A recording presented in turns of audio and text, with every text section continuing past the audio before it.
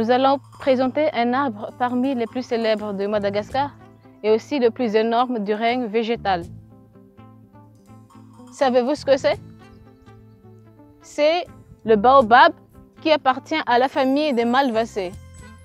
Dans le monde, le baobab a plusieurs noms, comme arbre de vie, parce qu'il peut vivre 1000 à 2000 ans, et aussi il est capable d'emmagasiner plus de 120 000 litres d'eau en creusant dans son tronc, c'est-à-dire en faisant un baobab citerne. Un arbre à l'envers, parce qu'il perd son feuillage pendant la grande majorité de l'année et donne l'impression que ses racines sont à l'air libre. Et encore baobab, qui vient de l'arabe bouibab, qui signifie fruit à nombreuses graines. Il existe 9 espèces de baobab dans le monde, 7 à Madagascar, 6 endémiques, dont Adansonia, Rubrostipa ou Funi.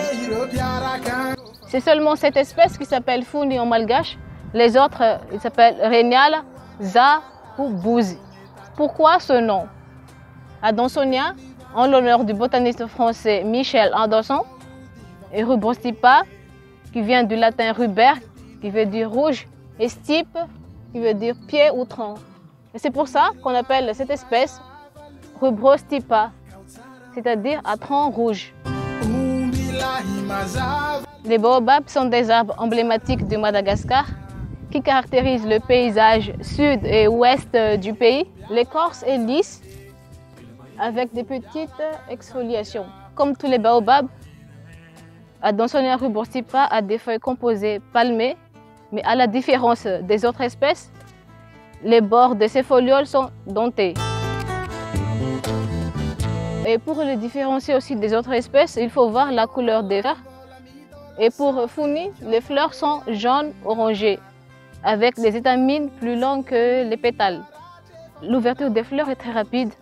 Les fleurs sont pollinisées pendant la nuit par 2 espèces de lémuriens et une espèce de papillon de la famille des sphinx.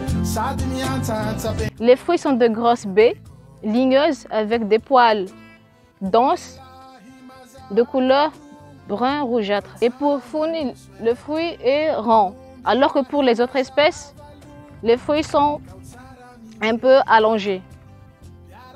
À l'intérieur des fruits, il y a des graines couvertes de pulpe blanche à chair farineuse et au goût acidulé. Comme usage, toute la plante est riche en calcium et l'écorce sert à l'hypocalcémie, la fièvre et pour désinfecter les plaies.